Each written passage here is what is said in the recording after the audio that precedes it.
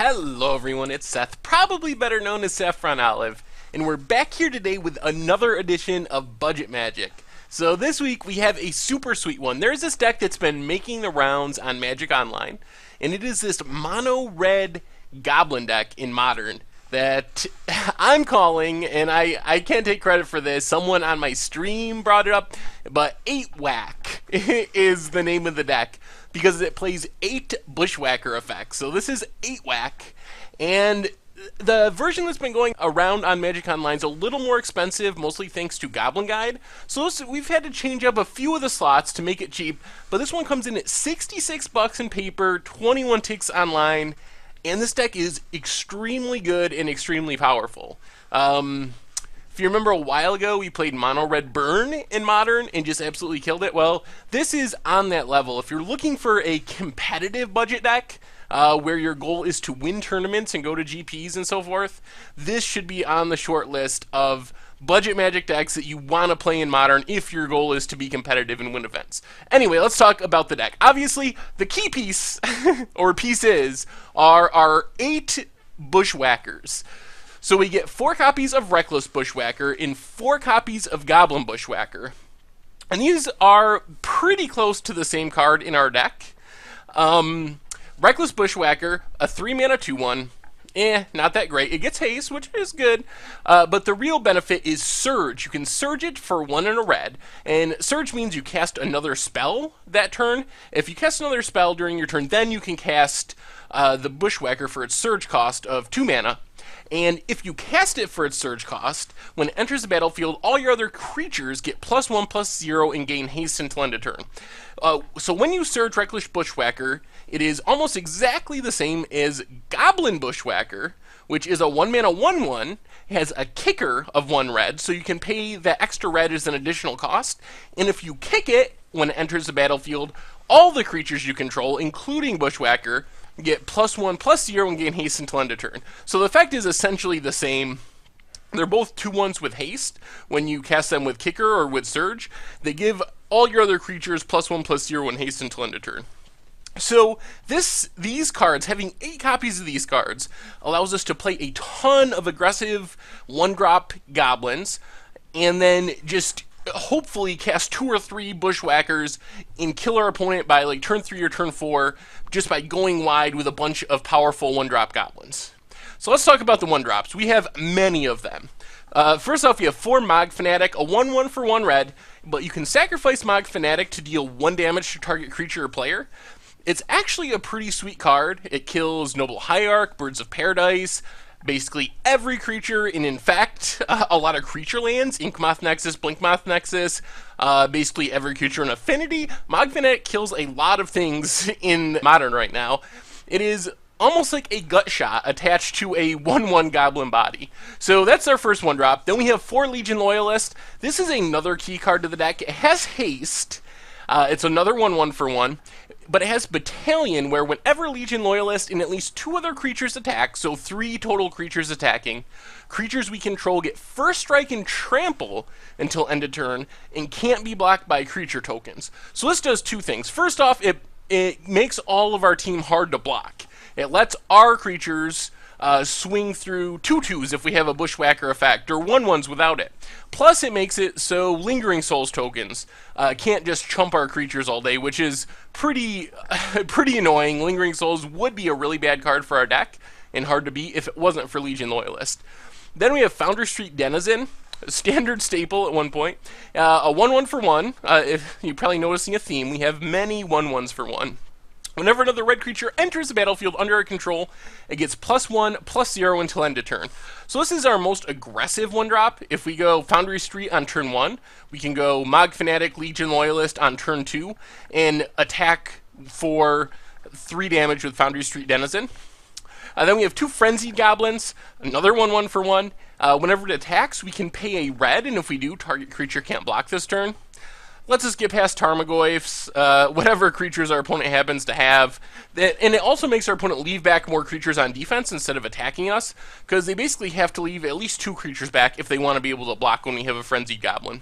And then, of course, the most important card in the whole deck, a single copy of Raging Goblin, 1/1 haste for 1. So this is basically our Goblin Guide, essentially. Except we give up a point of power in exchange. We never give our opponent lands. More realistically, though, it's just another 1-drop, and it does have haste, which can be relevant with turning on Battalion with Legion Loyalist, or with some of these other cards we have. So we have a small number of creatures that are not Bushwhackers and do not cost 1 mana. So we have 3 Goblin Chieftains, which is almost an honorary Bushwhacker. It has haste, and it gives all our other Goblin creatures +1/+1 in haste. The problem with Goblin Chieftain is it costs 3 mana instead of 2 mana, and we're a 19 land deck, so it's a little on the expensive side, but it basically does the same thing as our Bushwhackers, except it makes that effect, the power boosting effect, and the haste permanent instead of just for a turn. Then we have 3 Goblin Pile Drivers, which can get in a ton of damage. Remember, our Legion Loyalist gives not only First Strike, but also Trample. So if we attack with Legion Loyalist, a Goblin Pile Driver, and a bunch of other goblins, we're going to get through a ton of damage with Goblin Pile Driver. So that's why it's good in the deck. It also just randomly hoses like Merfolk or something, where we have these weird standoffs where they get Master of Waves, which has Pro Red, and we literally cannot deal with. But we get Goblin Pile Driver, which has Pro Blue, so they cannot deal with it. So it's the Pile Driver versus Master of Waves war when we attack Merfolk. But it is our best card in the matchup when we play a heavy blue deck like Merfolk. And then Formog War Marshal, it is a 1/1 for 2, but it makes a 1/1 Goblin token when it enters the battlefield or dies, and it has Echo 1, so we have to pay, or Echo 2, so we have to pay its mana cost again, 1 and a red, on our next upkeep, or we have to sack the War Marshal. Which is fine, because when it dies, we get the Goblin token. So most of the time we play it, get the token, we have the War Marshal for a turn to chump if we need to. If not, we can just let it die, and when it goes to the graveyard, we get another token. So that's the deck. The basic idea is play 1-drop goblins, play our 8 Bushwhackers, sometimes stick a Goblin Pile Driver to deal a ton of damage, and kill our opponent as quickly as possible. We also have a couple spells, which are pretty important. The sweetest spell in our deck, by far, Goblin Grenade. Goblin Grenade is an insane card in a Goblin deck. There's been so many games that I don't think we could have won if it wasn't for Goblin Grenade. So Goblin Grenade, 1 mana, sacrifice a goblin, so as an additional cost basically to cast it, you have to sacrifice a goblin, and Goblin Grenade deals 5 damage to a creature or player. So this is like a lava axe that costs 1 mana, essentially, in our deck. Sacking one of our 1/1s is not much of a cost, so this is a great way to close out the game. And then, of course, 4 Lightning Bolts. Just 3 damage to a creature or player for 1 mana. So that is the deck. Fast Goblins, a million 1-drops, Bushwhack them up to pump up our Goblin team, get in some quick damage, and then use Goblin Grenade and Lightning Bolt to give us a little bit of reach to finish off our opponent. Mana base wise, pretty simple, 19 mountains. Sideboard wise, we have 3 Dragon Claw.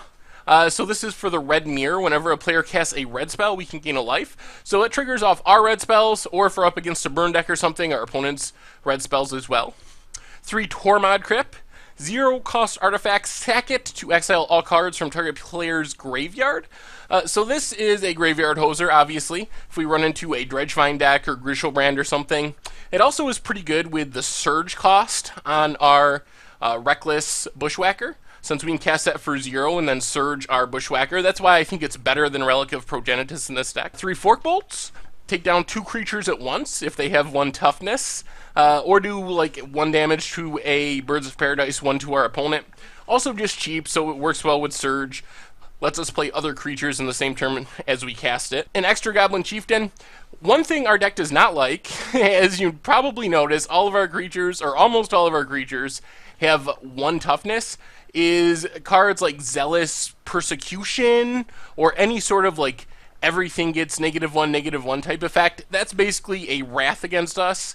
But Goblin Chieftain is a good counter to that, because it gives everything not only +1 power, but also +1 toughness. So if we're in a matchup where we think our opponent is playing those type of effects, Knight of Souls Betrayal, we can bring in the Chieftain as kind of a way to protect our team against those everything gets -1/-1 effects.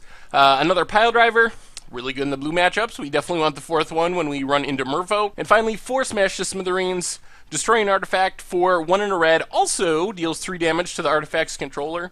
Takes care of Ensnaring Bridge, swords, if anyone's playing swords, just any artifact. Really, really good against Affinity. I don't know if we could beat Affinity without it. Anyway, that's the deck. So, I have to say I am really excited for this one. Like I mentioned back in the beginning of this video, if you are looking for a really cheap but very competitive deck for Modern, you're not looking to spend hundreds or thousands of dollars for your Modern deck, this is a really good starting point. This deck is legitimately good. Not just budget Magic good. This is a legitimately powerful deck that can legitimately beat Tier 1 decks. So I cannot recommend this one enough. Like if you're looking for the most competitive budget deck, and that's your only criteria, I think this is right up there with Burn as the most competitive budget Magic deck in Modern at the moment. Anyway, make sure to check out the website, mtggoldfish.com. Decks, prices, metagame, strategy. That's where you'll find the article for this budget Magic, and tons of other great articles and content from other people as well. And if you enjoyed this video, make sure to click the subscribe button that's about to pop up on the bottom of your screen to keep you up to date on all the latest and greatest in video content from mtggoldfish.com. Anyway, thank you all for watching. I hope you enjoy our 8-whack in Modern videos, and I will talk to you soon.